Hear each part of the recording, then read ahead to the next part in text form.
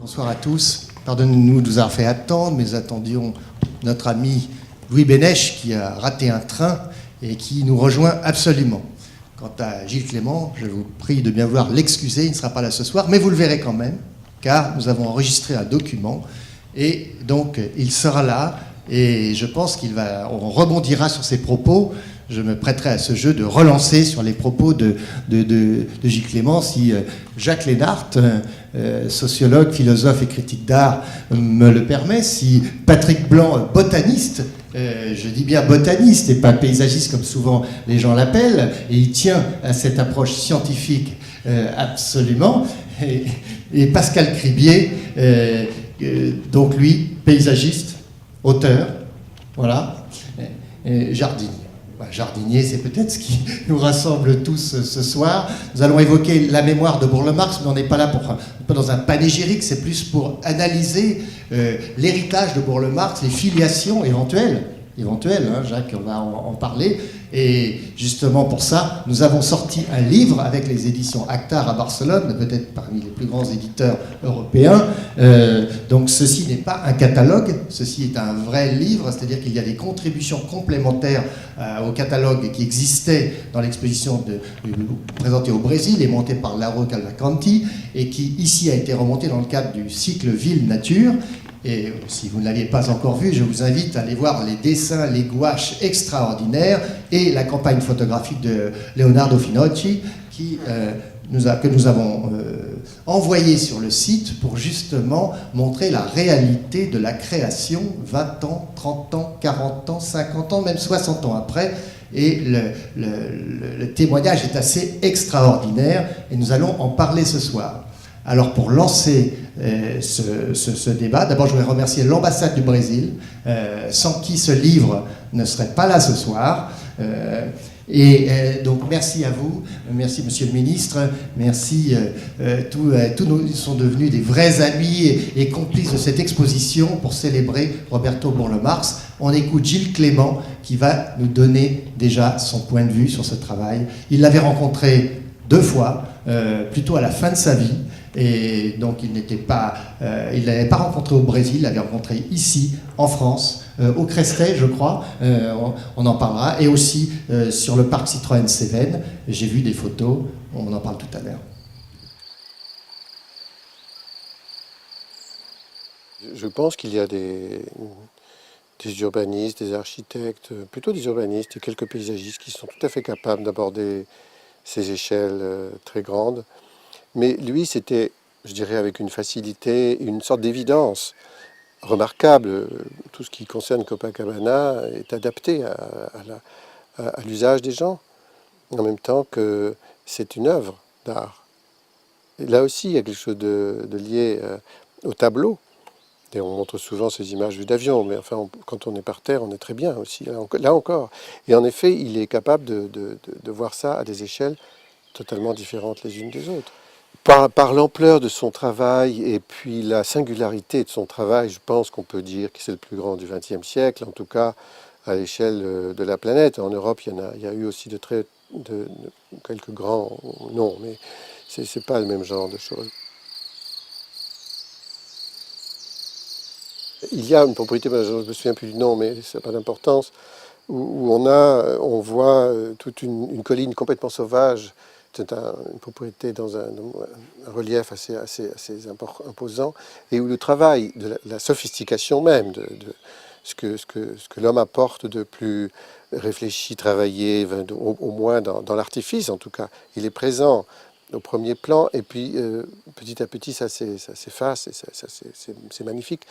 Et d'ailleurs, on perd la notion même des distances et des profondeurs, par certainement la composition spatiale, mais aussi par cette espèce de gradation progressive ou de dégradation de l'artifice vers la nature, comme on veut.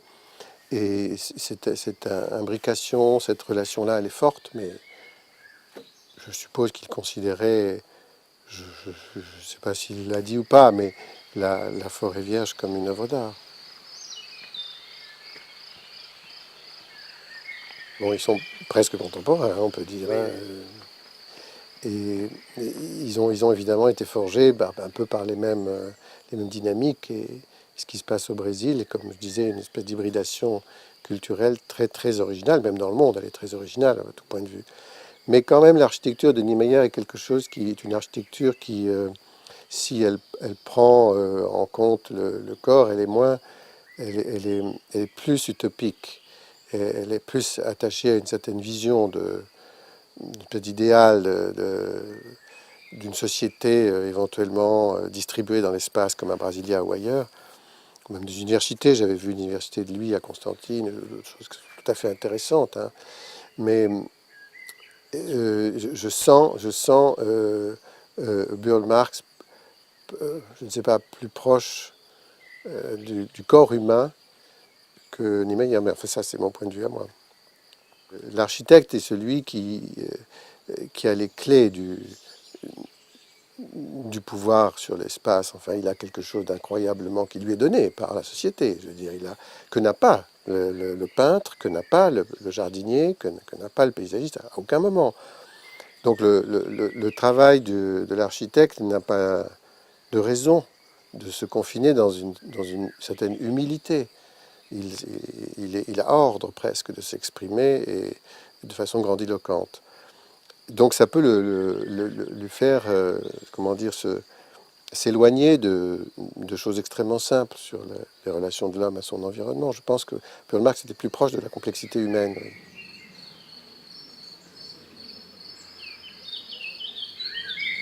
Je ne me sens pas héritier de Burl Marx. Je me sens, Ça, je sais, c'est pas ce que je voulais vous je dire. me sens ami de Burl Marx. Ami. Et oui, il y a une espèce de confraternité forte. Et c'est comme ça, je pense, qu'on a d'ailleurs échangé. Et je ne fais pas des aplats avec mes plantes. Par exemple, lui avait des grands aplats. Moi, je vois la combinaison complexe des plantes, comme ici. Aussi disons, une collaboration, ce que j'appelle une co-signature de la nature qui est extrêmement forte dans mon travail. Le jardin en mouvement, c'est une part de responsabilité donnée à la nature qui est très forte. C'est un peu un abandon de l'œuvre à la nature. Et aussi au jardinier qui vient derrière moi, quand c'est un parc public, quand il ne s'agit pas de mon propre jardin, et qu'il y aura des jardiniers qui vont s'occuper du travail, c'est à eux que revient la tâche de modifier les espaces dans le temps, parce qu'en réalité, le jardin en mouvement, le jardinier suit les dynamiques en place, et s'il y a du vagabondage des plantes dans le terrain, il faut qu'il puisse les interpréter et redessiner. C'est lui qui devient le dessinateur. C'est lui le concepteur final, momentané d'ailleurs, parce qu'il peut changer son dessin tout le temps. Et la nature collabore à ça. Donc j'abandonne finalement je mets en place les choses, mais après j'abandonne ce mécanisme à la fois au jardinier et à la fois à la nature, aux dynamiques naturelles. Voilà, cet entretien a été enregistré il y a exactement 1 an à la Vallée, donc le site, pour ne pas dire le lieu de Gilles Clément, comme on dirait de Burl Marx. Aussi, c'est son sitio à lui, quoi. Même si l'échelle n'est pas la même, même si la géographie n'est pas la même, et même si évidemment le climat n'est pas le même. Alors, Gilles Clément dit tout au début que pour lui, Burl Marx, c'est le plus grand du XXe siècle. Vous seriez d'accord pour ça, Jacques Lénart? Parce que les témoignages concordent là sur ce point. Est-ce que le vôtre... Mais bonsoir. Évidemment, pour 36 raisons. D'abord parce que c'est un très grand artiste et qu'il a aussi bénéficié des circonstances qui ont fait que pendant toute une vie, c'est-à-dire il a commencé très jeune et il a fini à un bel âge, il n'a pas arrêté de produire des jardins. Il y a peut-être 1 millier d'interventions. Imaginez ce que ça représente en termes de développement spatial, et il a eu la possibilité, alors que l'Europe traversait des guerres, des crises, etc., de réaliser avec soit les municipalités, soit des gens suffisamment aisés pour le laisser travailler, le laisser développer ses idées. Et puis en plus, je dirais, il y avait une dynamique. Il y avait une dynamique au moment où il commence à travailler. Il y a cette dynamique qui a commencé en 1922 avec le modernisme au Brésil, où il y a une dynamique à la fois de réappropriation de la culture propre, par opposition à une inféodation à la culture européenne. Donc tout est repensé à partir pas de zéro, mais d'une réinterprétation plus locale, plus brésilienne, où évidemment, alors là je passerai la parole à Patrick Blanc là-dessus, la réappropriation d'une botanique locale devient un des enjeux fondamentaux. Et ce que dit Gilles Clément, qui est très intéressant, entre l'autonomie de la plante, la botanique, cette dynamique propre de la nature, vient s'inscrire dans une pratique qui est au début chez Burle Marx, et Gilles insiste beaucoup là-dessus, est beaucoup plus formelle, vient de la peinture, il parle des aplats. Burle Marx disait, il y a deux artistes qui m'ont influencé, c'est Gauguin, c'est cette peinture plate, et c'est Hans Arp, Jean Arp, peintre, sculpteur aussi, mais sculpteur de couleurs monotones, sans variation, il y a des volumes, mais il n'y a pas de peinture du volume. Alors je crois que c'est cette tension-là qui est fondatrice de l'art tout à fait singulier, et qui a eu effectivement au Brésil, et au-delà du Brésil, une influence considérable. Donc très volontiers, je dirais que c'est le plus grand, parce qu'il a eu un espace culturel, un espace économique très spécial qui lui a permis de développer pleinement une pratique personnelle. Alors quand vous étiez étudiant, Cribier, Blanc, Bénèche, que nous saluons, il est arrivé. Donc voilà, tu vas prendre un micro pour la peine. Est-ce que, justement, quand tu étais étudiant, Burle Marx, ça représentait quelque chose, ou déjà, c'était quelque chose qui était situé dans un...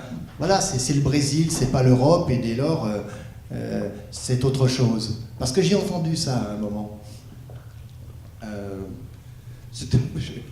En matière d'études, elles n'ont pas été très tournées sur des questions d'architecture, mais effectivement, j'ai eu l'admiration sans borne. Et effectivement, c'est pour moi, comme beaucoup d'entre nous, le plus grand paysagiste du XXe siècle, parce qu'il est représentant, il est la totale adéquation du moment dans lequel il vit,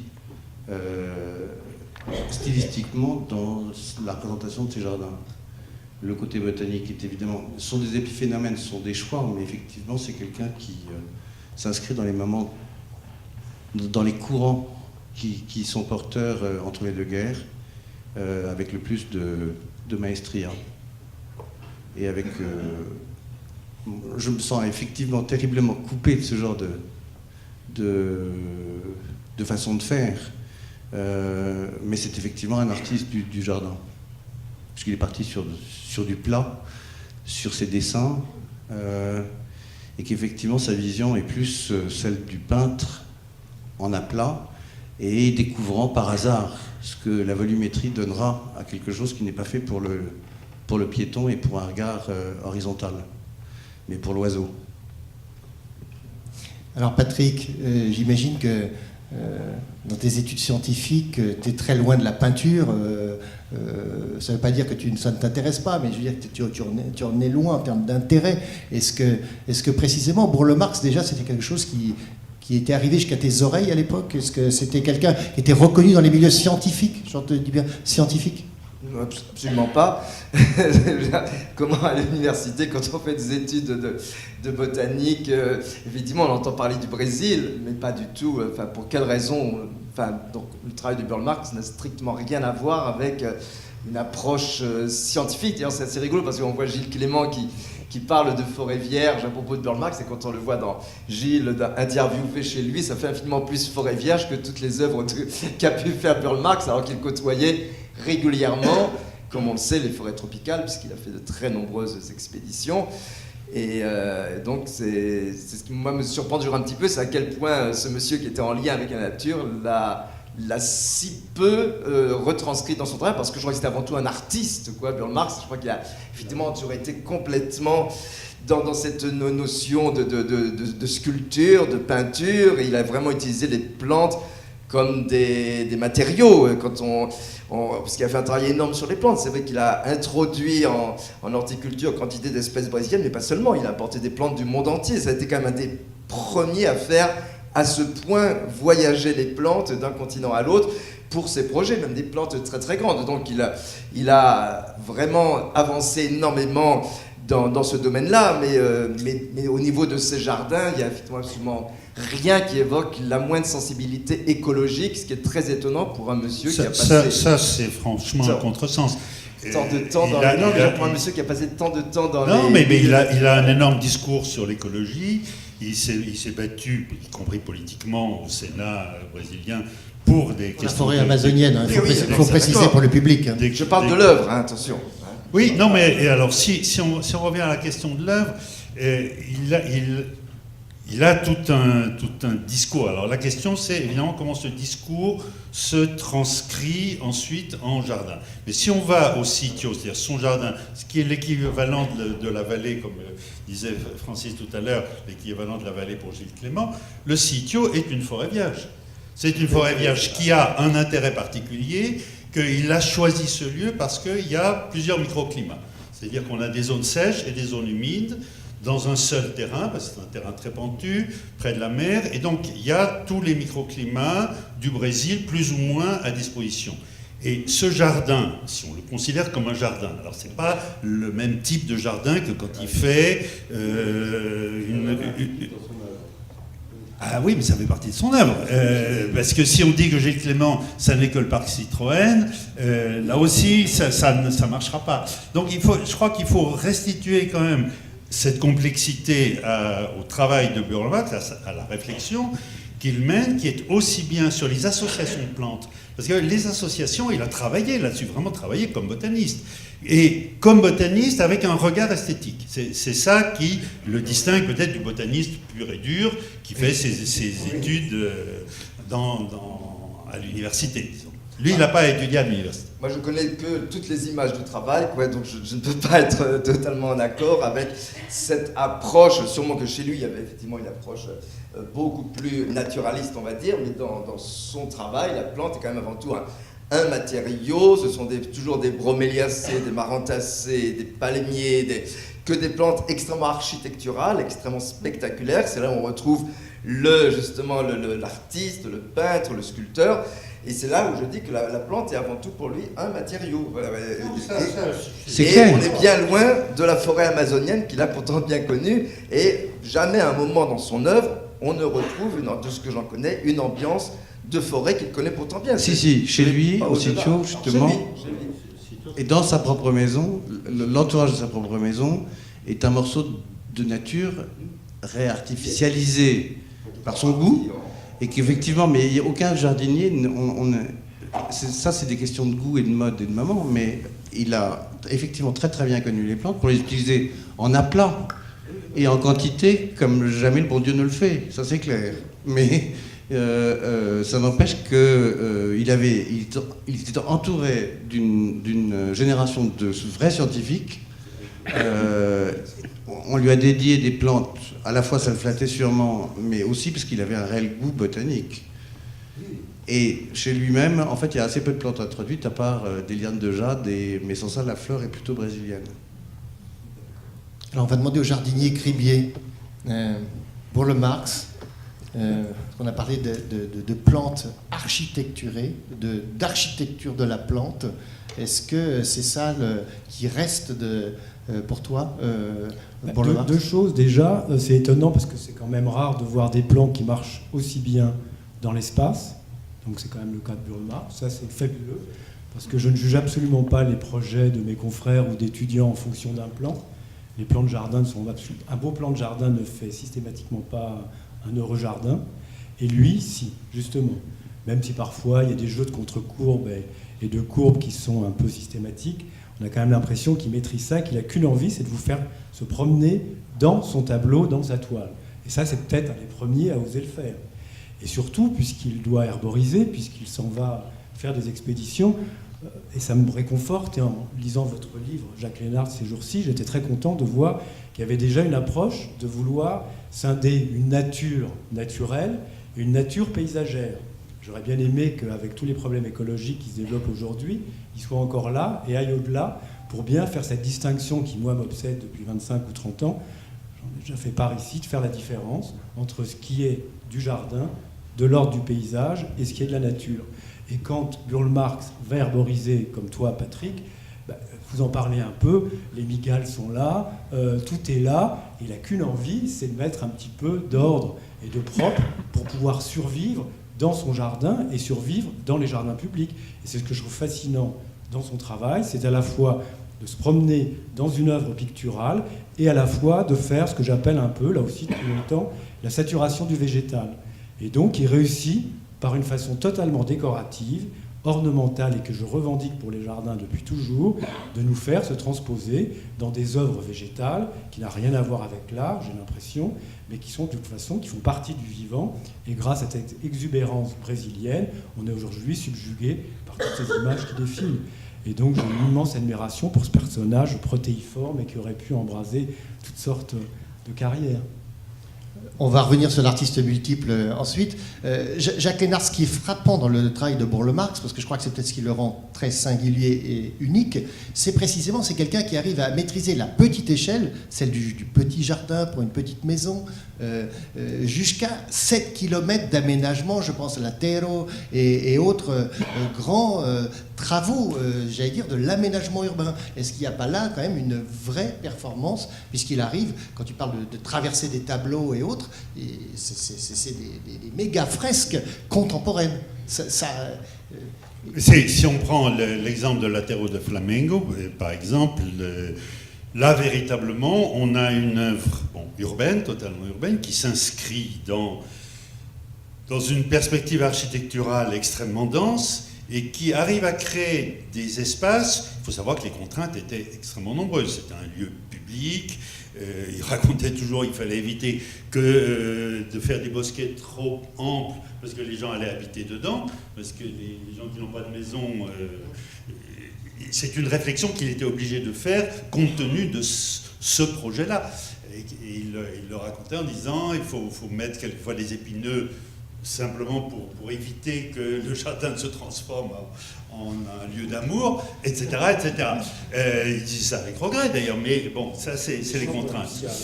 Mais lucidité. Et donc là, véritablement, il y a une échelle urbaine considérable. Mais dans ce que disait Gilles Clément tout à l'heure, j'ai retenu une autre échelle qui m'intéresse et qui ramène... Bon, la petite passe d'armes avec Patrick Blanc tout à l'heure, c'est pas une passe d'armes, c'est que je suis un peu ennuyé que l'image de Burle Marx soit toujours ramenée uniquement à la peinture. Je crois que c'est une des tensions de son œuvre et c'est un des éléments dans l'évolution de son œuvre. Donc quand on regarde le premier jardin fait au ministère de l'Éducation et de la Santé, dans un bâtiment fait en partie par Corbusier, avec M. Costa, etc., là on a véritablement de la peinture ou de la sculpture d'ailleurs. Pour ça que là aussi je n'étais pas d'accord avec l'idée du volume. L'idée du volume est très présente, le travail du volume végétal est présent. Mais je voulais revenir à cette histoire. Gilles évoquait le jardin qui est à Correias, près de Teresópolis. Donc c'est dans les montagnes, il y a ces profils de montagnes granitiques, et où on a un jardin extrêmement sophistiqué au centre, et puis petit à petit, ça se défait, et la nature reprend ses droits, disons.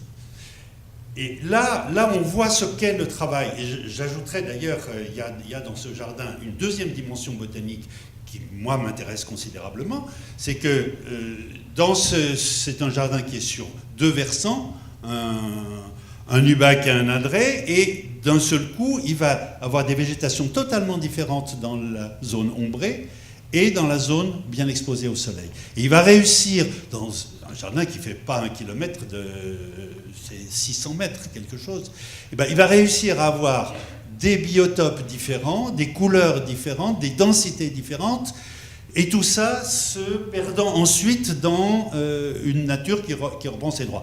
Donc, si j'ai réagi tout à l'heure, c'est parce que je pense qu'il faut apprendre aujourd'hui à relire Burle Marx à travers la grande variété de ses jardins, et que cette variété, elle donne aussi accès à cette dimension non picturale, je dirais, plus botanique, plus... C'est vrai que la préoccupation botanique, chez lui, est une préoccupation qui a cru au fur et à mesure qu'il faisait des voyages avec Melo Barreto, qu'il apprenait, parce qu'il n'est pas au départ un botaniste. Donc il apprend, et donc ça prend de plus en plus de place. Alors, il y a justement un paradoxe, justement, 40 plantes, je crois à peu près, voire même plus, portent son nom. Alors, Patrick, comment tu peux nous expliquer cette histoire? En effet, il s'entourait de spécialistes, il allait dans ses expéditions chercher des choses extraordinaires. Avec des spécialistes des différentes familles, parce que bon, on voit d'ailleurs que ce sont la plupart des plantes qui portent son nom, ce sont justement des plantes appartenant à des familles très architecturales à nouveau, très spectaculaires, c'est-à-dire des marantacées, des aracées, des orchidées, des palmiers, ce sont effectivement des plantes qui lui ressemblent, qui correspondent un peu à celles qu'il utilise. Et il a eu la chance d'aller aussi bien dans les zones sèches que dans les zones tout à fait humides en pleine forêt tropicale, avec les personnes avec qui il fallait partir, qui étaient des botanistes pour beaucoup d'entre eux, donc des expéditions au véritable sens du terme, où il y avait effectivement plusieurs compétences, et lui a dû apprendre effectivement énormément de choses et apporter son regard justement aux autres botanistes aussi, son regard sur la plante qui était différent du regard d'un botaniste. Il suffit de voir les plantes donc qu'il a introduites en horticulture, comme je me disais, pas seulement du Brésil, quand il dit du Brésil, mais un peu partout dans le monde, et ça, je dis, c'est le premier à l'avoir fait à cette échelle. Voilà, donc de ce point de vue-là, c'est un immense apport, non? C'est énorme, c'est ce que j'ai dit tout à l'heure.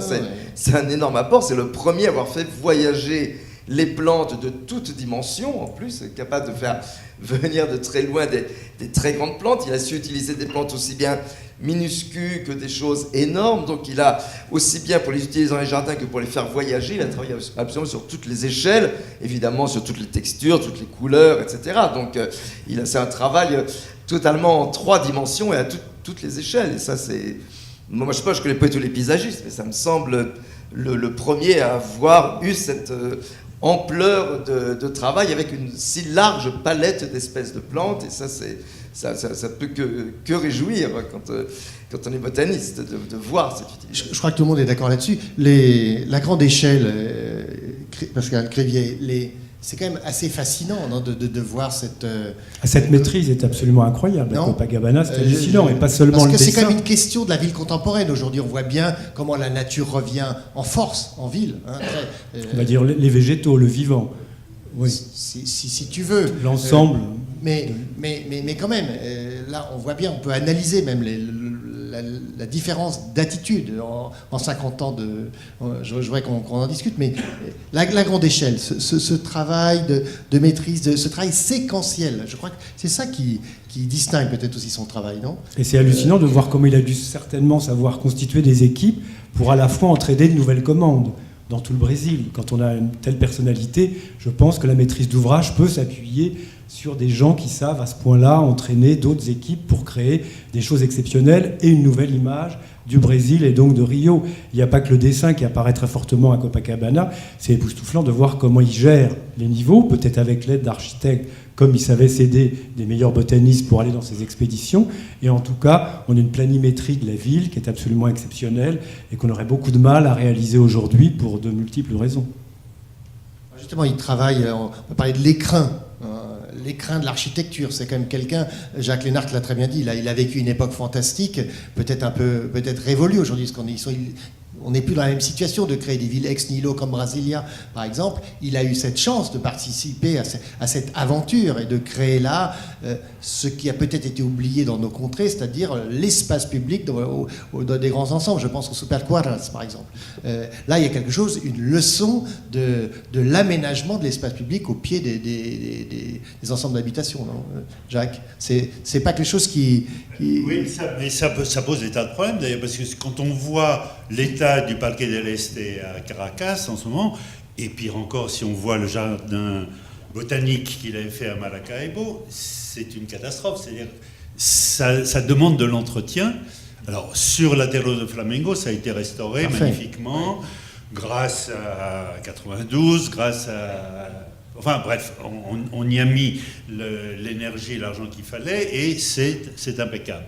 En revanche, ces espaces publics, contrairement aux espaces... Enfin, pas contrairement d'ailleurs, parce qu'il y a aussi des espaces privés qui se défont, mais ça implique effectivement que les municipalités accorde l'importance, il y a la place du Pérou à Buenos Aires aussi qui est en déshérence, mais le plus triste c'est celui de Maracaibo, là, qui est vraiment très... Bon, il a disparu, mais tout a disparu d'ailleurs. Aussi le bâti d'ailleurs. Il y avait des cafétérias, des trucs en dur et tout a disparu. Alors, c'est assez émouvant parce que ça rappelle, au fond, ces grandes zones près de Philadelphie de l'industrialisme américain. Quand ça... Bon, aux États-Unis, on se déplace, on ne détruit pas parce qu'il y a de l'espace, et ça reste là. Et il y a une espèce de mélancolie dans ce jardin botanique de Maracaibo qui est très étonnante. Mais cette grande maîtrise qu'il avait de l'espace urbain, voilà, elle implique que derrière, il y a des édiles qui suivent. Et ça, c'est une des questions. Il y a dans la salle Anarita Sacarneiro qui a restauré un des jardins, des tout premiers jardins que Burle Marx a fait à Recife. Et la question de la restauration, aujourd'hui, est une question très intéressante parce qu'elle pose différentes questions. Qu'est-ce qu'on restaure? La nature, comment ça se restaure? Ça ne se restaure pas exactement comme l'architecture. Et donc, il y a des questions théoriques, historiques très intéressantes voilà, et en botanique, ça radicalise la question. Alors Jacques, au moment où tu parles de ça, derrière passent les images de l'UNESCO. Alors, il y a bien quelque chose qu'il faut restaurer peut-être d'urgence, c'est les patios de l'UNESCO qui ont été fantastiques, qui ont accompagné le travail de Zerfus et qui aujourd'hui sont dans un état, on va dire, moyen. Donc ça, il y a un sujet là. Là, je m'adresse aux jardiniers que vous êtes sur le suivi de l'œuvre, la restauration est plus de facile, en tout cas, sur nos terres que sur la sienne. Parce que la vitesse de croissance fait que le vieillissement est quand même moins accéléré chez nous qu'au Brésil, ou pour des questions d'hygrométrie. Mais je veux dire, la végétation, on se retourne et ça a changé de figure. Donc ça va très très vite. Et donc le vieillissement est aussi... donc effectivement, la restauration, ça doit être de l'entretien perpétuel, en tout cas dans ce genre de jardin. Et peut-être que Roberto Burle Marx avait déjà un petit peu, par la présence très construite de ces jardins, deviné la fragilité de la flore. Voilà, il y allait, il savait à quel point c'était fragile et à quel point s'il fallait que son lieu continue d'exister après le chantier, il fallait le construire d'une façon totalement artificielle. Et je crois qu'il l'avait deviné de toutes les façons. Alors, il avait cette formule de la permanence de l'instable, hein, Jacques. C'était ça. Vous pouvez nous décoder, parce qu'on a eu beaucoup de questions sur qu'est-ce que ça veut dire vraiment que cette permanence de l'instable. Alors, lui, il expliquait ça a été le titre de l'exposition. Au Brésil, oui. Au Brésil, pour l'exposition du centenaire, montée par Lauro Cavalcanti. Et c'est une définition du jardin. Il doit y avoir une permanence. C'est ce que Gilles Clément racontait très bien tout à l'heure dans le film. Il dit, la nature fait un travail, moi je fais un travail, mais après moi, il y a un jardinier qui va devoir reprendre ses responsabilités par rapport à ce qui s'est passé, à ce que la nature a fait. Et parce que le jardin est un mouvement, et donc, en même temps, il faut l'arrêter un peu à un moment, c'est-à-dire lui donner une forme. Même Gilles parlait de forme, ce qui est assez contraire à ce qu'on pourrait appeler son idéologie, mais il parlait de donner forme. Mais voilà, donc c'est un processus, c'est un accompagnement constant, et je crois que Burle Marx, il était très conscient de ça, aussi parce qu'il travaillait constamment dans les espaces publics, et que l'espace public, on sait qu'il est plus fragile, hein, par incurie et par destruction. Alors, Gilles parlait d'ailleurs de co-signature, hein. C'était son expression tout à l'heure. On a l'impression quand même avec Burle-Marx que c'est d'abord la signature de Burle-Marx. Et avec la nature, justement, je comprends les remarques. Hein. J'ai l'impression que c'est fort, la marque est forte. Hein. Parce que j'ai entendu des jeunes paysagistes critiquer cette attitude en disant une attitude du passé quand même, non? Est-ce que dans les débats aujourd'hui, dans vos étudiants, comment ils réagissent par rapport au travail de Burle-Marx? Est-ce qu'ils le considèrent comme une gloire passée ou au contraire c'est réactivé aujourd'hui dans le débat? C'est une question. Ce qui se passe, c'est qu'on travaille d'une façon fondamentalement différente sur nos terres de travail. On est dans un pays en pleine expansion où tout est neuf, je veux dire, tout est à construire. Nous, on se retrouve dans plein de cas où il y a déjà des histoires écrites. Et on est obligé, malgré tout, d'avoir un peu d'attention à ce qui se passe autour de soi. On n'a pas la liberté qu'il a probablement eue. Je ne le dis pas en termes de regret, je le dis en termes de constat. Mais en tout cas, quand on a la possibilité d'avoir de la liberté, c'est formidable. Enfin, je veux dire, la façon dont c'est exprimé est absolument admirable et magistrale, parce qu'elle est cohérente par rapport au moment où il est en train de travailler. Et c'est ça qui... Et son goût de la botanique, il est évident, mais il est évident pour ne pas faire de bêtises. Il est évident quand il a envie de faire un aplat de marrante, il les met du bon côté et avec le sol qu'il lui faut et pour que ça fonctionne. Et ça fonctionne assez durablement dans un pays où donc tout va très très très vite. Probablement l'endroit qui vieillira avec le plus de difficultés en matière de restauration, ce sera son sitio, parce que c'est plus libre et qu'il y a moins de carcans.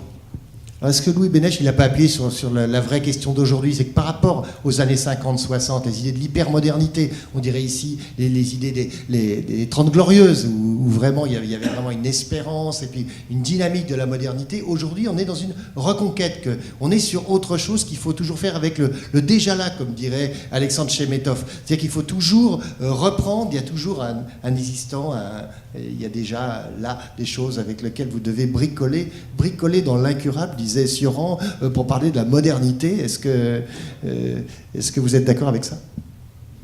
Sur ces traces très architecturées, je crois qu'une nouvelle vision de ce qui peut être du végétal peut très très bien s'appuyer dessus. Et par rapport à une expo comme celle-ci, qui fait un point et qui permet de regarder l'œuvre de ce grand paysagiste, vous avez reçu ici même la directrice des Parcs et Jardins de la ville de Paris, et je me réjouissais de voir, je crois qu'ils ont commencé ou vont commencer, que chaque lieu public, chaque jardin public puisse être sous la responsabilité d'un maître d'œuvre et d'un paysagiste. Et pour peut-être éviter des disparitions et ensuite des réhabilitations onéreuses, et d'avoir ce processus à long terme, d'avoir un œil attentif, quasi au quotidien ou hebdomadaire, pour créer ensuite une émotion dont tous les gens ont besoin en ville. Et peut-être que ça peut permettre de ne pas obligatoirement suivre comme une œuvre d'art, parce que je ne pense pas que les jardins soient de l'art, pas suivre obligatoirement comme une œuvre d'art, mais adapter au contraire, en fonction des contraintes de gestion d'aujourd'hui, et voir comment ce vivant va évoluer, même à Paris ou à Rio, des nouvelles pratiques de gestion des jardins publics et de l'espace public. Patrick ? Je vais revenir sur cette notion de stabilité, d'instabilité en lien avec le fait que la nature va vite, comme disait Louis, encore plus vite au Brésil, où il fait chaud et humide. Il faut savoir quand même que les choses ne sont pas du tout aussi simples dans la nature. Bon, moi, je travaille sur les sous-bois des forêts tropicales. J'ai eu la chance d'aller depuis, on va dire, les premiers voyages, c'était en 72, en Malaisie et en Thaïlande, donc ça va faire quand même une quarantaine d'années, et dans certaines forêts où je suis retourné régulièrement, je pense au parc national de Khao Yai par exemple, ou à certaines zones en Malaisie. Je peux vous dire que dans certains sentiers forestiers qui existaient, j'y vais, mettons, tous les 3-4 ans, les plantes sont les mêmes, n'ont quasiment pas bougé, il n'y a aucun entretien. Il faut savoir que la croissance et le problème de l'entretien est lié au fait qu'il y a une forte intensité lumineuse. Quand vous avez 1% d'intensité lumineuse comme en sous-bois, ce qui est bon mon terrain d'étude, les plantes bougent extrêmement lentement. On avait fait toute une série de mesures au Gabon, un suivi sur, ça avait été commencé par d'autres chercheurs sur une 20aine d'années. Je peux vous dire que tous les arbustes en sous-bois avaient tous poussé en moyenne de 5-10 cm et la plupart avaient même régressé puisque sur 20 ans, des tiges se cassaient en étant à peine remplacées avec un certain taux de mortalité. Ça veut dire que dans certains cas, ça ne bouge pas. Un jardin, ça n'a rien à voir puisqu'un jardin, c'est en pleine lumière. Puisque un jardin, c'est quoi? C'est en gros, c'est couper la forêt. Parce qu'il ne faut pas se leurrer, ici on devrait être dans la forêt. On est à Paris, on devrait être en pleine forêt. Donc il faut savoir que créer une ville, créer un jardin, c'est, sauf dans les climats secs, c'est couper la forêt, donc totalement détruire la nature, ce qu'on a fait depuis pas mal de milliers d'années, dans certains endroits du moins. Et donc un milieu qui était totalement stratifié avec la canopée forestière qui chopait les 100% de lumière, puis graduellement jusqu'au sol où il y a 1% de lumière, on crée des jardins qui sont exposés d'emblée à 100% de lumière, avec tant bien que mal des choses un peu plus grandes, des choses un peu plus petites. Donc forcément, 100% de lumière, de l'eau pour arroser quand il n'y en a pas assez, puisque la plupart des plantes qu'on plante, par exemple ici, viennent des zones humides de Chine ou de l'Himalaya ou du sud-est des États-Unis. Donc ce sont des plantes évidemment pas du tout adaptées à recevoir 50 mm d'eau en été, elles en reçoivent 130 à 180 dans leur zone d'origine. Donc c'est normal d'arroser les jardins. Donc on est sur des conditions qui sont totalement artificielles, qui n'ont absolument plus rien à voir. Et à Rio, par exemple, où a travaillé Burle Marx, normalement c'est la forêt. Il suffit d'aller au jardin botanique de Rio, on voit très bien que dès qu'on grimpe un petit peu, qu'on arrive sur les pentes du Corcovado, on est en pleine forêt. Donc voilà, le jardin est une chose totalement artificielle, ne serait-ce avant tout que parce qu'on est en pleine lumière. Donc effectivement, tout va vite, et encore plus dans un climat chaud. Mais donc le problème de stabilité, instabilité, notion de jardin en mouvement, etc. Il faut savoir que la notion de jardin en mouvement, c'est par définition quelque chose qui est totalement lié à la destruction du milieu naturel et à la tentative de l'homme de recréer quelque chose où des plantes vont se balader. Mais il faut savoir qu'on est sur des créations totalement artificielles. Et surtout, Patrick, à l'échelle du temps humain, ce qui me surprend toujours, encore aujourd'hui, c'est qu'on veut impérativement que la nature soit à l'échelle et du temps humain et à l'échelle tout court de l'espace humain. C'est très étonnant. Voilà, et pas sur des micro-organismes et pas non plus sur des étendues gigantesques. On veut toujours rester dans le cadre de notre appréhension de notre corps humain. Alors je reviens sur ma question, notamment sur l'échelle du temps, notamment la reconversion de la Ruhr a été assez extraordinaire et a montré que justement c'en était fini de la table rase, qu'on pouvait aussi transformer, récupérer, réutiliser, revitaliser, je pourrais vous faire encore d'autres verbes comme ça, des lieux qui étaient destinés à la déprime, et que, au contraire, par l'activation du patrimoine industriel et le paysage qui est venu l'accompagner, voire dans une contamination positive, on a vu comment ça venait s'emparer tel de la végétation dans les temples mayas, là. C'était assez extraordinaire de voir ça dans la Ruhr. Donc est-ce que là, il n'y a pas un changement? Et quand je vois le travail de Gilles Clément sur la base sous-marine allemande de Saint-Nazaire, justement, on voit que là, on est vraiment dans une époque de reconquête, et ce que n'était pas du tout Burle Marx, qui était dans la conquête. Est-ce que vous êtes d'accord pour dire ça? Et ce que disait Bénéz tout à l'heure est fondamental, c'est-à-dire qu'on est dans les vieilles sociétés. Je veux dire, on fait de la ville ici sur de la ville, on fait du jardin sur de l'agriculture. On est toujours dans du déjà là. Et là, évidemment, la perspective brésilienne est complètement différente, comme la nord-américaine. C'est pour ça que je prenais l'exemple de Philadelphie et pas de la Ruhr, parce que Philadelphie, quand on prend le train entre Washington et New York, on voit encore présente cette industrie du 19e siècle. Elle est là, complètement en pied. Bon, en Allemagne, en France, dans la Lorraine ou ailleurs, on n'a pas tellement d'espace, donc on le reprend, on le retravaille, et on a l'habitude, même sans citer Viollet-le-Duc, on a l'habitude de travailler et retravailler la matière, y compris avec Viollet-le-Duc. Il avait des idées, je dirais, d'érosion naturaliste. Il reconstruit les cathédrales comme il voyait se dégrader les montagnes, qu'il pensait construites de manière cristalline et qu'il fallait remonter. Donc il y a dans notre... la France, enfin l'Europe en général, sont des vieilles civilisations. Le Brésil, et Burle Marx a bénéficié de ça, c'est un pays où il y avait tout à découvrir, tout à couvrir aussi, couvrir l'espace. Alors c'est pour ça que, voilà, on ne peut pas vraiment comparer. Maintenant, je vais quand même dire une chose, c'est que quand on regarde le sitio, il est fait en partie, les fontaines, les bassins, etc., avec des récupérations de granit qui viennent des reconstructions de la transformation de Rio. Ouais. C'est-à-dire que lui, comme Lúcio Costa, parce qu'il faut savoir, Lúcio Costa, il est attaché à l'image de Brasilia, etc., mais c'est quand même lui qui a fait le premier musée d'art baroque à San Miguel. C'est quand même quelqu'un qui a aussi compris que là, on ne construisait pas du neuf sans renforcer les racines même de la culture. Donc il y a cette tension. Oui, en même temps, il y a un mot pour ça s'appelle le façadisme. Quand il fait son atelier où il récupère les façades des bâtiments qu'on dézingue à Rio, ça n'a pas d'autre mot que ça. Dans une sorte de nostalgie aussi d'une certaine époque.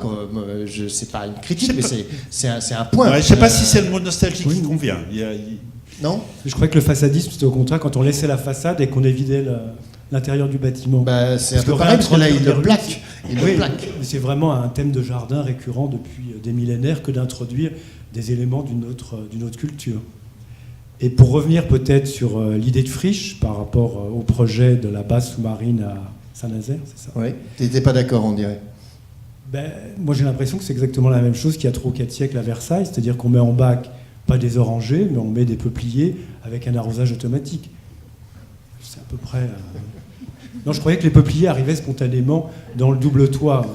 Le projet est exposé, et c'est la grosse astuce qui est fascinante. Et je travaille autour des bassins à flot à Bordeaux, et quand vous visitez ces bâtiments construits par les Allemands pendant la guerre, vous avez un double toit pour faire exploser les bombes avant qu'elles ne tapent sur le vrai toit. C'est vrai, j'espérais qu'il y avait une reconquête par des peupliers et par les sédums de ces toits, et le béton, de toute façon, est suffisamment parfois riche pour permettre certaines plantes. Mais on découvre, grâce à votre exposition, que d'un seul coup, il y a des caisses avec un arrosage automatique qui nourrit artificiellement ces arbres-là. Et on l'intitule friche, ou en tout cas, excusez-moi Francis, excuse-moi, vous l'avez rangé dans la catégorie friche, et je crois qu'on est en train... Je ne suis pas le commissaire. Hein. Je crois qu'on est en train de faire un grand amalgame, et je plains les étudiants qui, je crois, systématiquement des friches dans tous leurs projets. Et ce serait peut-être bien que tout le monde, qu'on parle avec les mêmes mots de ce que peuvent être... Il faut dire on joue à la friche. Voilà, et donc je vois on pas joue de à la différence. nature. Voilà, on met un autre mot, mais je vois pas de différence entre les bacs à oranger de Versailles et les peupliers devant la base sous-marine, pour de toutes les façons ornés d'une végétation. Et chez Berle-Marx, ça a au moins le mérite d'être clair. C'est vrai. Non, mais il a raison. Berle-Marx, c'est très très clair. Il a raison. C'est ça qui est Il y a incroyable. moins d'arrosage automatique chez Berle-Marx que dans les jardins qu'on fait. Donc, Oui. Non, mais il y a des fontaines, il y a des pompinettes et... S'agissant du projet de Gilles, je parlais de la 5e façade, donc du toit. Oui, c'est ça. Où on voit précisément, c'est presque un dessin à la Burle-Marx, c'est-à-dire que c'est un dessin de peintre. C'est ça qui m'a frappé, c'est que quelque part, Gilles revenait à une sorte d'esthétique du rendu.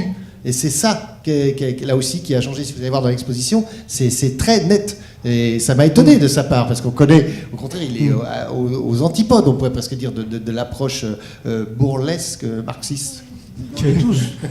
On est tous, quand Pascal dit c'est pas de l'art, Berle-Marx, lui, se prenait quand même à la fin de la journée pour un artiste. Il avait produit des tableaux.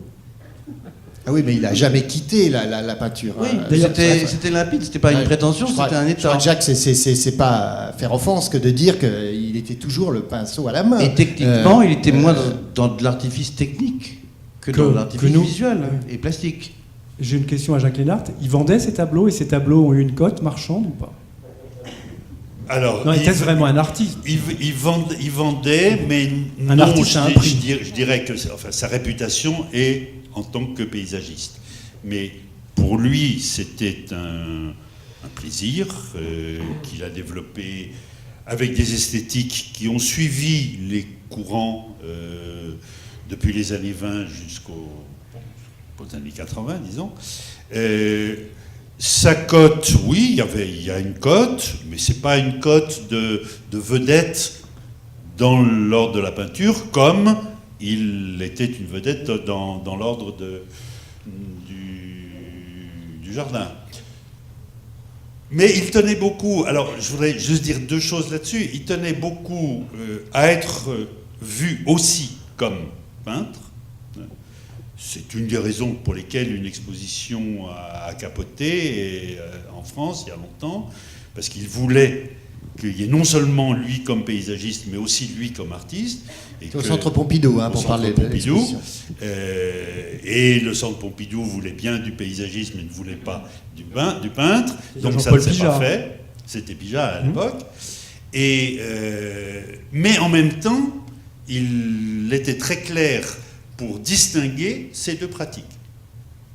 Alors, je dirais, puisqu'on en parlait tout à l'heure, la peinture, c'était aussi comme la musique pour lui. C'est pour ça qu'il ne faut pas mettre peinture et paysagisme totalement ensemble, sans mettre aussi musique, etc. La musique. La cuisine, l'art de recevoir. Hein, il y a un art baroque de recevoir. Il y a différentes pratiques qui sont... Et la peinture en fait partie, évidemment. Alors, il va falloir traduire l'art baroque de recevoir, c'est-à-dire le sens de la fête. Hein, je crois que c'est ça que tu veux dire. Le sens de la fête et de la théâtralité de la fête. Voilà. Alors, oui, mais toi qui les as vécues, ces fêtes, tu peux nous raconter, parce que c'est ce qui manque un peu dans l'expo, c'est la dimension film des fêtes. Non, mais d'abord, une fête, ça se vit, ça ne se raconte pas. Deuxièmement, non, ce qui est important, c'est de savoir que cette dimension de réunir des gens, de créer du lien social est importante pour comprendre aussi comment il fait des parcs et comment il prend soin de son visiteur, du promeneur, etc. Ça, c'est important. Je ne vais pas raconter les anecdotes de la cour de Louis XIV. C'est pas ma question. C'est pas ça le jeu. C'est l'ambiance. Mais ce qui est important, c'est que quelqu'un qui a un souci de mettre ensemble des gens, de leur faire plaisir, parce qu'il bossait quand c'est la fête baroque, il faisait des décors pour une fête. Bon, il y avait une fête d'abord tous les dimanches, et puis il y avait des plus grandes fêtes, et là, il faisait des décors comme à l'époque baroque. Et là, d'ailleurs, il y a quelque chose qui... Bon, moi, j'ai commis un livre sur les jardins verticaux où je parle beaucoup de Patrick Blanc. Mais je dis, une des choses intéressantes de Burle-Marx, et c'est lié à ce que je viens de dire, c'est qu'il a utilisé la plante dans sa verticalité. Il a fait des murs végétaux, pas selon le même concept que Patrick Blanc, mais il a utilisé une verticalité artificielle. Il a fait des colonnes, par exemple, des colonnes végétales. C'est totalement artificiel, mais ça repose sur des principes qui ne sont pas totalement étrangers à ceux du travail de Patrick Blanc. Donc, et ça, c'était lié notamment à ces fêtes. Enfin, l'idée que la plante, ça pousse sur des espaliers, comme on le faisait à l'époque baroque. C'est pour ça que j'ai parlé d'art baroque. Alors on va revenir à la musique, mais je voudrais interroger Patrick Blanc, parce que quand on s'est vu pour l'entretien qu'il nous a accordé pour ce livre, la première chose qu'il ait dite, ça a été, mais je ne comprends pas pourquoi Roberto Burle-Marx, qui a fait tant de choses et allé si loin, n'est pas allé jusqu'à faire le mur végétal. Oui, c'est vrai que c'est assez troublant, quoi, pour quelqu'un qui a tellement visité les forêts tropicales, qui a tellement vu les philodendrons accrochés. Tout ce qu'il a réussi à faire, c'est à mettre des broméliacées entre des pierres ou entre quelques morceaux d'écorce dans un milieu qui ne recrée en aucun cas ce qu'il a pu observer dans la nature, puisqu'il n'a aucune place réelle pour le développement des racines comme elles se développent sur les écorces d'un arbre, donc sur quelque chose d'extrêmement fin. Il est resté toujours sur des choses épaisses. Enfin, c'est assez curieux, quoi, pour quelqu'un qui a eu tellement vu vivre les plantes dans la nature, qui a aimé tellement utiliser le vertical, puisqu'on voit ces colonnes, les plantes sur les rochers. Mais à nouveau, je crois que ça rejoint exactement ce que je disais au début, il a cette perception de la plante qui est différente. C'est pas la perception de recréer un biotope, même si forcément, en partie au moins, il est amené à le faire, mais sa perception n'est pas réellement celle-là. La plante est un matériau architectural, et effectivement, il en a mis en hauteur, comme dans certains jardins botaniques, on voit des broméliacées accrochées, mais c'est vrai que j'ai trouvé ça curieux, tant mieux, comme tu dis, mais en même temps... Mais à moindre échelle, la petite fontaine du sitio au fond du bâtiment ancien est un mur végétal. Il y a une circulation d'eau, Et du coup, entre les broméliades, il y a aussi des fougères qui ont poussé. Bien sûr, comme partout tu vas sur Et la côte. c'est dripping. Tu as plein de Et c'est plein de parfaitement capillaires. raison ça. Mais ce qui l'intéressait, c'était la connaissance pour faire d'autres choses. C'était en aucun cas il avait envie de copier des biotopes, en aucun cas il avait envie de copier la nature. Il avait envie de la connaître pour que ça fonctionne. Alors venons-en à la musique, parce que la musique c'est vraiment quelque chose de très très important pour lui, hein, Jacques. On peut dire que c'est presque le fil conducteur de son œuvre aussi, hein, parce qu'il y a le visuel, la peinture et ce que certains jugent comme des jardins peints, et puis et même des tableaux en 3 dimensions, et puis la musique qui vraiment animait, pas que les fêtes, qui était vraiment quelque chose de... Est-ce que tu peux nous en parler plus? Je crois qu'il faut savoir que, bon, à l'origine même, je crois me souvenir que quand il est parti à Berlin, il est parti pour, il est parti pour étudier la musique. Et puis, bon, il a fait aussi l'école d'art, et puis il a découvert au jardin de Dahlem les broméliacées, les plantes de sa terre, en les voyant avec la distance. Il s'est dit, ah mais il y a là quelque chose, bon, ça il l'a raconté 1000 fois, mais c'est très important, c'est-à-dire que prendre du recul pour voir et ensuite reconquérir. Et tout ça se passant dans ce mouvement de récupération culturelle au Brésil dans les années 20, avec Oswald de Andrade, avec le mouvement anthropophage, etc., etc. Donc la musique, elle est dès le départ dans sa vie, et puis elle est tout au long de sa vie dans une pratique quasiment quotidienne, du chant. Et puis, alors après, mais ça c'est peut-être Pascal Cribier qui en parlerait mieux, c'est-à-dire comment interpréter la manière de construire un jardin, de penser la musique du vent, parce que ça il en parle. La musique que fait le vent dans les plantes, ça fait partie. Alors musique, bon, c'est pas comme le prélude à l'après-midi d'un faune qu'il adorait. Il adorait Debussy. Voilà, il y a là toute une série de pratiques dans sa vie qui sont liées à la musique et qui vont jusqu'à l'expérience physique du jardin. Pascal. Oui, par rapport à cette Musique. expérience physique du jardin, je crois qu'il est le seul, je répète, où on peut se promener dans quelque chose de pictural qui est semblable. Et c'est vrai que notre métier d'architecte paysagiste, entre guillemets, que ce soit Gilles, Louis, surtout pas Patrick, je l'ai toujours comparé à la fois puériculteur, un peu femme de ménage, et puis surtout autour de la musique. Parce que je crois que nous, on ne pourrait pas s'exprimer s'il n'y avait pas eu de jardin botanique, s'il n'y avait pas quand même eu des universités, des écoles par rapport à une certaine civilisation. Et idem pour la musique. Et ce qui m'a fasciné là, ces jours-ci en essayant de voir si Héctor Villa-Lobos avait rencontré Roberto Burle-Marx, parce qu'on écoute tous et on connaît tous un peu Villa-Lobos, et par rapport à sa fascination pour la forêt brésilienne. J'étais stupéfait de voir que dans votre exposition, il chante l'amour du poète de Schumann incroyablement bien à 80 ans, qui travaille la musique quotidiennement, et ça m'a vraiment beaucoup conforté. Et je crois que nous-mêmes, on a plus de relations avec les musiciens par rapport à un travail, je dirais, qui n'est pas pictural, qui est plutôt mental, et un travail au quotidien pour qu'un jardin existe, de sans arrêt revenir dessus, comme dans la cuisine, d'ailleurs, pas la gastronomie, mais la cuisine.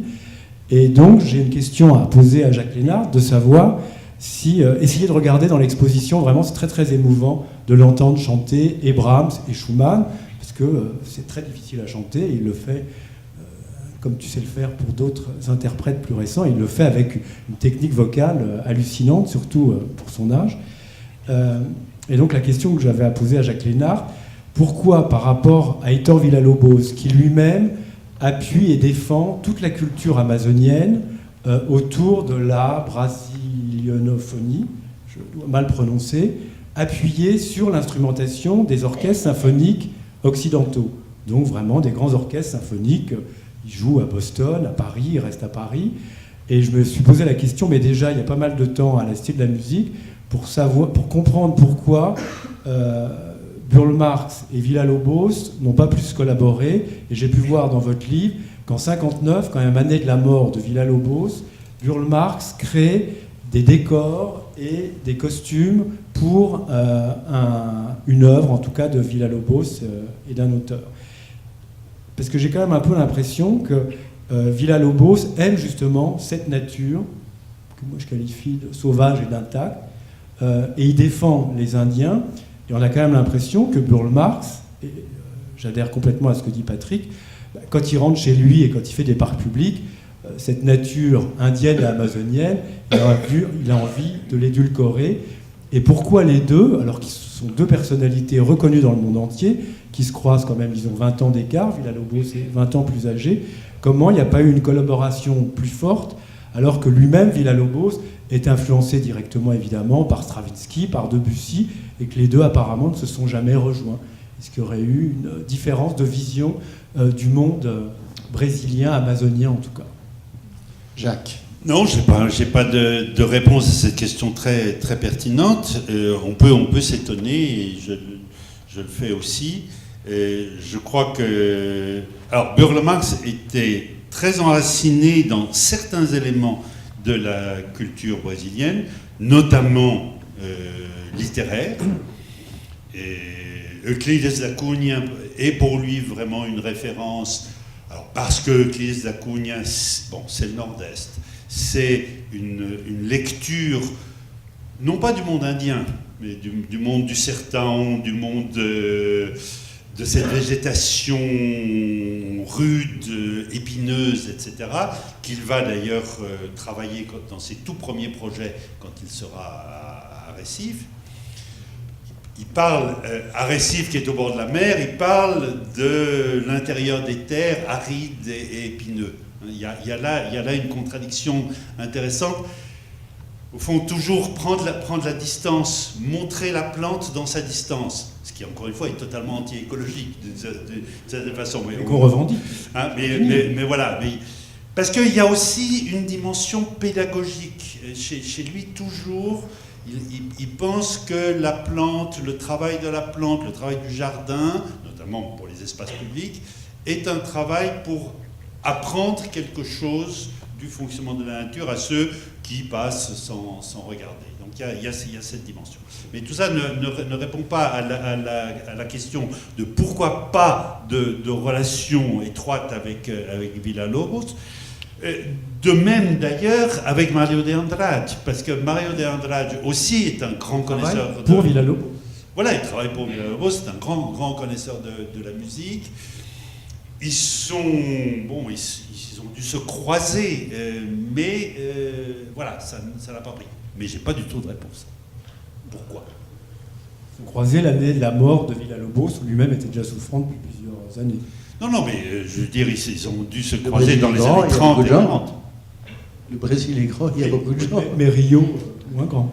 Non, mais moi, ce qui me frappe aussi dans son travail, c'est que je le lis sans l'avoir connu, évidemment, et sans connaître ce que certains peuvent expliquer avec justesse, c'est que je le vois comme un honnête homme avec une culture qui est la sienne. Et ce qui m'a toujours fasciné, c'est son travail de pavage. Mais quand on est à Rio ou quand on est au Portugal, tout simplement, ces associations... Oui, mais c'est une tradition au Portugal. C'est une tradition dans la technique, mais où, en marchant dans la rue, sans lever le nez, on sait qu'on est à côté d'un bâtiment d'une époque donnée. Parce que la stylistique de ce qui se passe au sol est la même que celle de l'immeuble qui est à sa droite. Et donc il y a une espèce de cohérence et il y a un goût de faire quelque chose qui est adapté. Il n'y a pas de sens mimétique, mais il y a un sens créatif qui est on fait ce qu'on fait aujourd'hui. Le pavement de la Villa Atlantica est typique de ça. Il a repris un principe totalement traditionnel dans le Vieux-Rio et même donc au Portugal, puisque les pierres venaient, remplissaient les bateaux dans l'échange triangulaire de l'esclavage ou du sucre. Mais c'est une réinterprétation. Là, il s'inscrit aussi dans l'histoire architecturale, mais il fait un dessin contemporain pour Pour être au pied de bâtiments qui sont en train de se construire. Qui sont en train de se construire, depuis peu de temps. Voilà. Donc ils s'adaptent complètement à une modification, tout en reprenant un principe totalement traditionnel. Absolument. Alors avant de passer la parole à la salle, et je les laisse préparer les questions pendant ce temps-là, une question, je vais vous demander à tous, là, qu'est-ce que vous pensez, tu as parlé de pédagogie tout à l'heure, Jacques Lénart, du mode de représentation, justement, aujourd'hui, du paysage, par rapport à celui qu'avait choisi Burle Marx, en effet, la peinture et autres, mais pour avoir fait la visite avec Louis Bénèche l'autre jour, il me faisait remarquer à quel point les peintures étaient très détaillées, parce qu'il y avait toutes les plantes à côté et autres, c'était extrêmement précis, et ce n'était donc pas qu'une œuvre d'art pour ceux qui voulaient le cataloguer comme ça. Je ne sais pas quoi dire, moi, donc je passe la parole à mon voisin. Non, mais c'est pas ça, c'est qu'effectivement, sa description, son plan de plantation est lié à quand même une projection de la couleur qu'il veut quand c'est un aplat, et il sait très bien que quand il parle d'un palmier, et son... Bienvenue. Bien, bonsoir. Salut les copains.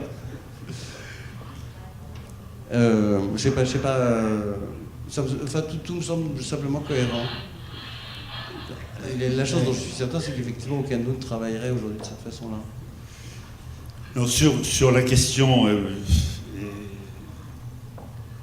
j'ai oublié. La question c'est sur le mode de représentation, sur les plans, les expressions picturales. Ce que je voulais dire, c'est que dans la connaissance de Burle Marx, j'ai essayé dans la réédition du petit bouquin autour de lui que j'avais organisé, et j'ai essayé de faire le point un peu des dernières recherches, et justement des recherches très précises à partir de ces plans montrent qu'aujourd'hui Burle Marx est parmi nous là. Oui. Non, montre que en réalité, il faisait des plans hyper précis avec tout, et puis qu'après, sur le terrain, il réinterprétait, Il modifiait, mais on fait voilà, bien sûr. Non, mais c'est pour parler du rapport entre la représentation. J'essayais de répondre à la question de Francis. Non, mais c'est vrai qu'on fait pas des tableaux. Sur la représentation. Non, mais bien sûr, on fait pas. Si, c'est la personne qui fait probablement le plus de tableaux, c'est Patrick. Sur des verticalités. Oui, je veux dire. Le travail de Patrick. Patrick, c'est très bien ce qu'il fait quand il. Enfin, c'est de la peinture. C'est de la peinture. C'est de la peinture, enfin. Et sauf que c'est de la peinture, mais sauf que chaque plante est mise en fonction de ce qu'elle va devenir, quoi. C'est ça. Mais c'est entièrement redessiné. Mais t'es pas à l'ombre, alors ça pousse. Ça dépend. Si, ça pousse parfois. Comme tu sais. Un mot sur la représentation. La représentation, on en a déjà parlé un peu ici. Moi, je trouve dommage que les paysagistes ou les jardiniers aient copié les architectes. Et pour revenir sur la musique, j'espère que dans les prochaines années, avec notre grand âge, on pourra... mon rêve, ce serait, pour reparler de musique, qu'on ait plutôt des partitions et qu'on n'ait pas besoin de représenter cet éternel printemps et cette espèce de vision idéale d'un jardin aux 4 saisons absolument parfait. Et pour revenir sur Villa-Lobos, je vous conseille vivement le livre de Rémi Jacobs qui est sorti en 2009, où on comprend mieux justement la question que j'ai posée tout à l'heure. Et je crois qu'il ne faut surtout pas que les jardiniers et les paysagistes essaient de suivre les représentations numériques des architectes. On est tout à fait dans un autre domaine qui est celui de la gestion, de la réactivité. Pour preuve, quand vous nous dites, Jacques Lénart, que certains jardins ont disparu, mais la structure est toujours là, et ce n'est pas pour autant qu'il faudra reconstituer ces jardins rigoureusement à l'identique. Et pas obligatoirement d'essayer d'avoir une représentation idéalisée à un moment donné, mais au contraire d'avoir quelque chose, je dirais, de plus mental, de plus cérébral, proche de la musique. Le plan est toujours une abstraction pour la plupart des gens, et on travaille en plan, et dès qu'on essaie de s'exprimer comme le dit Pascal, et qu'on fait des élévations, qu'on cherche à être plus ou moins réaliste dans certains cas, pour expliquer simplement ce qu'on tente de faire, on a... je veux dire, je suis toujours mesquinement en sourire dans le fort intérieur quand je vois effectivement les 4 saisons sur le dessin. Là, j'ai une question. Les narcisses avec les couleurs d'automne. Voilà, permettez-moi, cher Francis, est-ce que c'est la première fois dans l'histoire de l'architecture et de la représentation des villes que les promoteurs et les architectes ont la même technique et exactement le même rendu, entre guillemets. Je suis quand même assez troublé. Les images du Grand Paris étaient quand même très proches de la Cogedim. C'était les mêmes. Non, et une fois de plus, quand on regarde ces images, je vous dis, les artistes sont là avec ce sont les mêmes couleurs bureaux d'automne. d'illustrateurs. Donc c'est une question à Francis Rambert. Non, mais c'est la première fois dans l'histoire de l'architecture. La question, elle est sur la technique. Alors, bah oui, très nettement. Moi, je ne pense pas du tout que les images du Grand Paris étaient celles des promoteurs. Pas du tout. Parce qu'au contraire, elles ouvraient sur un univers poétique, parfois très, très intéressant. Mais en revanche, la technique était la même. C'est bien sûr, c'est l'utilisation de l'image numérique. Donc ça c'est normal. Alors, est-ce que de tout est normal? Ça, je ne sais pas. Mais en tout cas, c'est logique qu'on utilise les techniques de l'époque. Est-ce que Burle-Marx, aujourd'hui, aurait utilisé l'informatique? On a posé la même question à Frank Gehry, par exemple. Il n'est pas contre l'informatique. C'est des gens chez lui qui le développent, sachant que lui a toujours gardé sa façon de dessiner, et tout est contre-validé par l'ordinateur. Donc c'est autre chose. C'est un outil, l'ordinateur. Il faut le laisser à sa place. Mais... Ça ouvre une grande question. Je ne pouvais pas parler de l'ordinateur et de la production de dessins assistée par ordinateur, ou de la production de villes assistée par ordinateur, mais je vais parler de quelque chose qui me préoccupe beaucoup, qui est un médium beaucoup plus traditionnel, qui est la photographie. Et la photographie elle-même, alors on dit c'est une technique Tintin, c'est très compliqué et ça a considérablement changé. Quand on regarde des images de Gray ou des images d'aujourd'hui, on est dans des mondes totalement différents. Et je crois qu'aujourd'hui, on a de très grands problèmes. Enfin, disons, il y a besoin d'une réflexion sur comment on utilise la photographie pour parler du jardin. Enfin, pour entrer dans le jardin. Il ne s'agit pas de parler, il s'agit d'entrer dans le jardin. Et je dois dire, là c'est un petit désaccord sur l'exposition, je ne suis pas persuadé que les photographies sur écran soient la meilleure manière de rentrer dans les jardins de Burle-Marx ou de quiconque d'autre d'ailleurs. Parce que là il y a un problème technique, il me semble que la poésie passe pas aussi bien. Alors c'est peut-être parce que j'ai grandi avec des vieilles photos, que j'ai développé moi-même avec de l'hydroquinone mes photos. Je ne sais pas. Mais il me semble qu'il y a un problème et qu'on est loin de l'avoir vraiment travaillé. Non, mais c'est une excellente question. Alors, on peut expliquer pourquoi. C'est un choix de commissaire, là encore. Le commissaire souhaitait que la pièce originale de Burle-Marx soit magnifiée et que le travail photographique, si intéressant soit-il, soit donc, j'allais dire, non pas minoré, mais en tout cas mis à une autre échelle. Voilà pourquoi il a été choisi de présenter ça sur des écrans, sachant que les simèses étaient offertes à la main de Burle-Marx. Bon, et voilà pourquoi le livre restaure ça. Parce que si on ouvre le livre, je voudrais, excusez-moi pour ce quart d'heure de pub, mais quand même, le travail de Finotti est absolument extraordinaire. C'est-à-dire qu'on voit les photos et le travail de l'éditeur là-dessus le montre. Donc, merci pour ce point, c'est tout à fait juste. Alors, je suis sûr qu'il y a 1000 questions maintenant. On vous a laissé vous préparer, pardon pour les interférences techniques, mais on va vous passer les micros. Qui commence ? Madame, mademoiselle. Je vous remercie pour l'opportunité. Je me présente, je suis Maria Villalobos, vénézuélienne d'origine, new-yorkaise d'habitude, brésilienne du corps, et en train d'apprendre à être parisienne. Et ça, c'est le plus difficile. Mais peut-être que mes commentaires vont être un peu naïfs pour vous, mais je le fais quand même avec conscience, avec une double intention. Je viens de Venezuela et pour moi, les jardins de Burle-Marx ne sont pas une pièce d'art ou un espace de la science. Ils sont les espaces où j'ai grandi, ou les espaces que je me rappelle, auxquels j'ai connu avec mes amis et ma mère et mes parents et tout.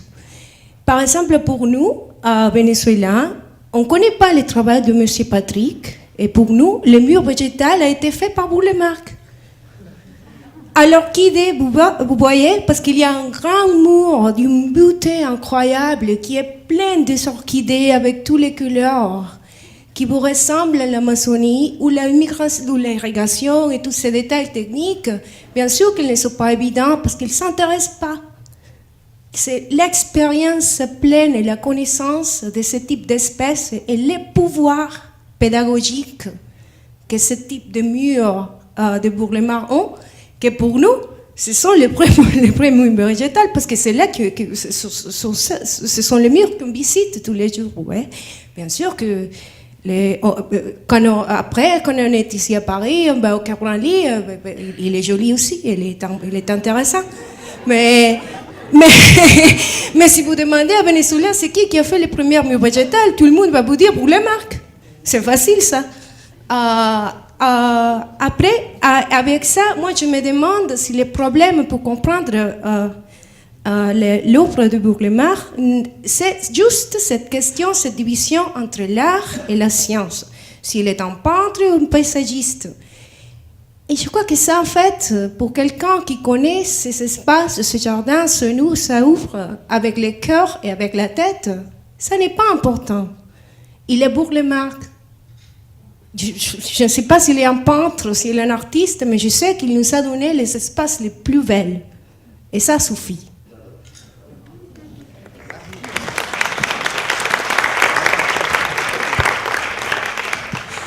Maintenant, je suis à Paris en train d'apprendre à être parisienne parce qu'en fait, je travaille sur une thèse sur ce jardin à Maracaibo avec lequel j'aimerais parler avec vous après la science. Mais non, pour moi, la question en fait sur les plus importantes sur son travail, c'est en fait comment on peut aller au-delà des contrastes. Parce que quand on est à l'Amérique latine, et il y a un livre que je vais citer d'une manière très brève qui parle de quelqu'un qui a voyagé avec une femme dans l'Amazonie pendant 12 semaines pour arriver à une ville de l'Amazonie, à Manaus. Et il a voyagé pendant 12 semaines dans l'Amazonie. Et quand il arrive à la place centrale de Manaus, elle a dit « Oh, finalement, la nature ». Vous voyez? Parce qu'il y a une chose, un pouvoir de contraste de l'opposition. Pour nous, qui habitons dans les forêts, dans les désordres total, comme ça, et on voit les orchidées sous l'arbre qui est prêt à fenêtre, et la friche, et toute histoire de l'abandon, mais on a vite de l'abandon, hein. Il faut juste lire Garcia Marquez pour comprendre ça. Pour nous, la mission pédagogique, c'est pas juste à l'image de l'abandon, c'est en fait cette hybridation entre l'image de la structure et l'image de l'abandon.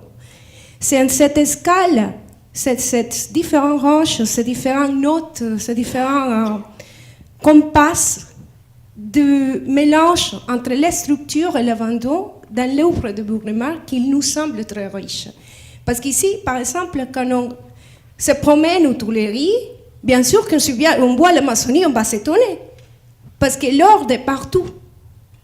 C'est ce contraste entre l'image mentale qu'on a entre l'ordre et ce qui n'est pas ordre, entre ce qu'on considère la nature et l'art.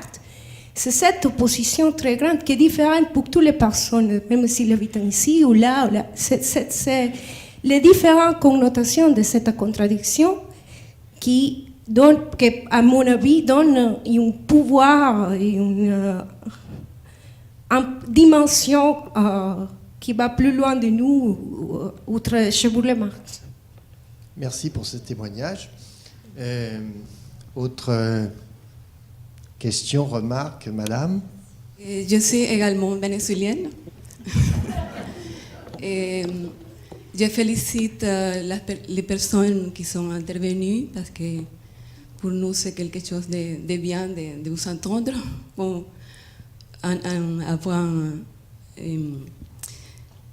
vous avez évoqué le sujet de la conservation des jardins de Bourg-les-Mares. Et vous avez parlé aussi de l'état inquiétant qui se trouve les jardins de Maracaibo. C'est grâce à Mme Villalobos les photographies. Oui. Et Caracas. Donc, je vous demande quelles recommandations vous donnez pour entreprendre un travail de récupération de ces jardins. Est-ce qu'il existe un organisme spécialisé en faire des diagnostics et pour faire les liaisons entre les spécialistes vénézuéliens et cet organisme pour pouvoir récupérer ces espaces. Qu'est-ce que c'est qu'une restauration de jardin? C'est-à-dire, à partir de là, il faut vraiment se poser des questions. Qu'est-ce qu'on veut? Qu'est-ce que ça veut dire de restaurer un jardin? Est-ce que c'est restaurer à l'identique? Est-ce que c'est, comme le disait Gilles Clément, et comme notre sensibilité aujourd'hui serait plutôt de dire on va accompagner un processus? Bon, il y a des décisions à prendre, il y a des débats à avoir, il y a des écoles, je dirais, différentes. Moi, j'ai pas mal travaillé sur la restauration d'un magnifique jardin du 18e en Allemagne qui s'appelle Wörlitz, avec les gens qui se sont posés ces questions, c'est-à-dire qu'est-ce qu'on fait? On a tous les documents historiques, mais qu'est-ce qu'on fait? Et là, bien entendu, c'est plus facile parce que c'est hier et on a tout.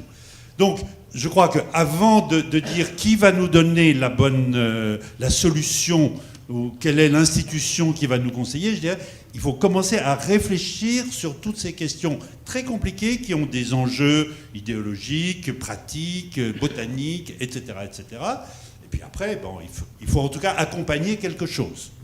C'est réfléchir, mais c'est se mettre d'accord. Se mettre d'accord sur un principe. Parce que si vous posez la question à tous les gens de jardin qui sont autour de vous, je veux dire, quand on fait une bêtise, on n'a pas envie de la rééditer. Et c'est sûrement arrivé à Burle Marx aussi de faire des bêtises. Donc il a sûrement foutu dans ce plan de plantation quelque chose qui a mal marché. Donc la restauration à l'identique n'est pas forcément intelligente. Et ça, on en a plein dans l'histoire des jardins, dans l'histoire récente des jardins, parce que ça, on ne le sait pas dans l'histoire antérieure. Mais j'ai travaillé à un moment sur les buts de Chaumont et je me suis aperçu qu'effectivement, dans les plans de plantation, il y a 7 déodars, ben, ça ne marche pas au but de Chaumont parce que c'est du gypse. Mais si on prend et si on répète bêtement un plan, je veux dire, on fait les conneries. Donc les expériences, quand elles sont récentes, il faut... Mais ça ne se voit plus, puisqu'il y a une grosse génération qui est passée. Mais c'est arrivé aussi sûrement chez Burle Marx. Le problème, c'est de l'argent dans ce genre d'endroit. Burle Marx a conçu des jardins d'une façon suffisamment précise, contenue, et avec suffisamment d'aplat, pour que, en tout cas, la restauration ou la poursuite du jardin soit possible. Mais il y a probablement, effectivement, dans les grands arbres, des choses qui ont dépassé ces souhaits et qui sont toujours là. Mais c'est un sujet très important parce que l'ambassade suisse à La Havane, donc avec cette architecture de Neutra absolument extraordinaire, est dotée d'un jardin de Burle Marx. Je devrais dire était dotée, car précisément dans la restauration a été choisi de précisément interpréter Burle Marx. Hein, et là, on est dans autre chose. Donc alors, je n'ai pas de jugement sur la question, je le cite comme un fait. Il y a une évolution très nette qui fait que ce n'est plus vraiment le jardin de Burle Marx. Moi, je crois qu'on peut restaurer ce qui est construit, ça c'est une chose qui est claire, limpide, et puis jouer des gammes sur la végétation avec une liberté sensible et effectivement ne pas faire bondir celui qui est dans sa tombe. Et en pensant à lui. Je crois qu'on peut appeler ça reconfiguration plutôt. Et les jardins ne nous appartiennent pas puisque ça n'a pas de valeur marchande. Donc. Décidément, ça t'obsède, hein, totalement, mais j'en parle avec Monique Mosser qui est ici et Patrick Écoutin depuis 30 ans. Et je suis persuadé que les jardins ne sont pas de l'art, puisque si Burle Marx était un grand artiste, il y aurait un tollé international si l'étoile était dans cet état-là. Alors que les jardins, et si l'étoile était dans des musées et dans l'état de certains jardins que vous citez, que je ne connais pas, ce serait de toute façon un tollé international de toute la communauté artistique internationale. Et ce n'est pas le cas. Tu es d'accord, Patrick, avec ce qui est le jardin qui n'est pas une œuvre d'art et qui...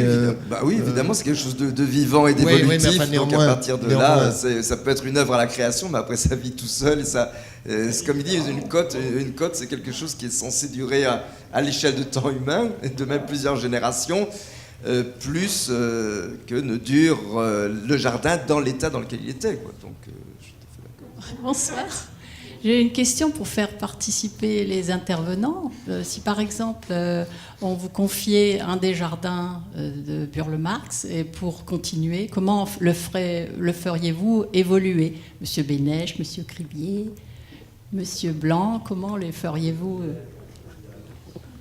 je crois qu'on le ferait évoluer avec les préoccupations que lui-même avait devinées et supputées avec beaucoup d'avance sur les problèmes écologiques. Et il en parle très très bien dans votre livre de 92, Jacques Lénart. Et je crois qu'on essaierait de prolonger et d'inventer cette pensée avec des visions peut-être de gestion encore, on va dire, vertueusement écologique. Mais sans pour autant recréer des écosystèmes ou de la biodiversité, ce qui est un peu illusoire dans les jardins, puisqu'on est plutôt en train de la massacrer quand on crée un jardin. Donc ce serait de prolonger et d'inventer à sa place une reconfiguration avec des soucis qu'il avait lui-même déjà levés, on va dire, 20 ans avant tout le monde. Patrick, vous avez tous été interpellés, il faut répondre. Hein.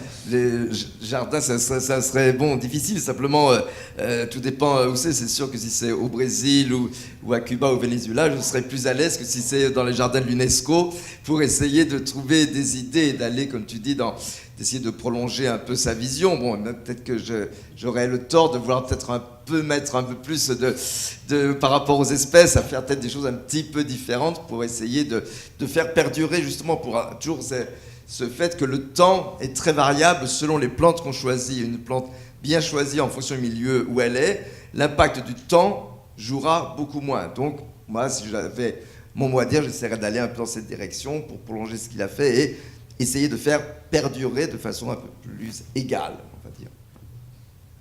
Et Louis Bénèche ne va pas échapper à la question. Oui, ça ne se posera pas comme question, mais effectivement, ce que j'essaie de faire, c'est d'être aussi humble que possible, c'est-à-dire de respecter la personne qui a travaillé là, parce que c'est pas moi qui y travaille, c'est lui qui a travaillé, donc avec gentillesse. C'est-à-dire que par rapport à une strate herbacée, c'est simple de respecter. Par rapport à une strate arborée, s'il y a des choses de bonne qualité, je ne vois pas forcément l'intérêt de les foutre en l'air. Par contre, quand il s'agit d'un alignement qui a un impact fort dans le dessin de son œuvre, je veux dire, il faut passer par... c'est de l'argent. Il faut couper, il faut replanter. C'est très simple. On n'a pas encore entendu de Brésilien dans la salle, c'est pas possible. Ça, Ah, je vois quand même. Oui, merci. Donc, Cristina Garcès, architecte urbaniste brésilienne, mais en France depuis très longtemps, au ministère du Développement durable. Donc, c'était simplement par rapport en complément, par rapport à tout ce qui a été écrit, je pense très bien par Jacques Lénart, la grande révolution pour nous, Brésiliens, de Burle Marx, l'apport en tout cas, qui peut avoir peut-être une dimension qui rejoint... disons, une ambition environnementale, on ne dirait pas écologiste, c'est qu'il a été le premier à faire en sorte que chez nous au Brésil, on apprécie d'autres plantes, enfin des plantes du Brésil, et pas seulement le jardin européen. Donc il a été le premier à dire arrêtons de faire des jardins à l'anglaise, à la française, où c'est ce qu'on trouvait chic, quoi. On a un pays donc de colonisation européenne, notre modèle c'est pour la littérature, la musique, pour la peinture, etc. Et lui, il a fait découvrir et même fait aimer aux Brésiliens la beauté de certaines plantes vertes qu'on jetait, quoi, qu'on trouvait très moche. Tout ce qui était forêt, c'est un truc qu'on rejette parce qu'on va chercher des compositions florales. Il a commencé par faire des compositions en allant chercher il habitait au Leme, donc le quartier au bout de Copacabana. À l'époque, il y avait encore des maisons avec jardin. Il était voisin de Lúcio Costa et il a commencé par faire des arrangements de tables en prenant ce que vous voyez là sur la photo, des plantes que tout le monde jetait. Et il a voulu faire découvrir la beauté plastique, architecturale, etc. Donc je pense que là, il a fait changer complètement l'image qu'on pouvait avoir du jardin, puisqu'aujourd'hui, on ne parle plus de jardin à la française, etc. Et on utilise... Il a fait revivre une culture. Il peut rejoindre aussi Gilberto Freire, qui a travaillé sur la culture, découvrir des racines. Et c'est, disons que pour la biodiversité, c'est peut-être mieux d'avoir des plantes autochtones que des plantes qu'on va chercher ailleurs. Et en plus de la beauté de l'œuvre.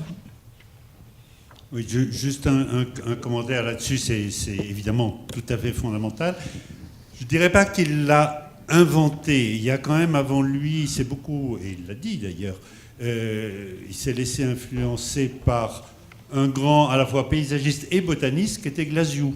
Glasziou qui a travaillé pour Dom Pedro et qui a fait véritablement, en termes de botanique, enfin là c'est Patrick Blanc qui pourra en parler plus savamment, mais enfin, on commence à redécouvrir le travail de Glasziou. Il y a eu à Rio l'année dernière, au Jardin botanique, une grande exposition qui rendait un peu hommage au travail de Glasziou. Et il y a des travaux, on retrouve maintenant, c'est quasiment de l'archéologie, on retrouve le travail de Glasziou dans la ville de Rio et dans les fazendas aux alentours de Rio.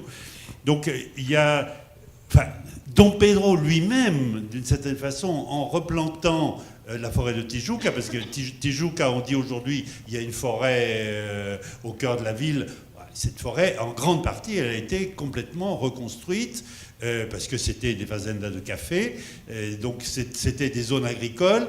Et il y a eu ce moment botanique fort dans la deuxième moitié du 19e siècle, où quand même il y a la conscience de la plante brésilienne, la connaissance de cette plante à travers les herbiers et tout le travail botanique a été faite.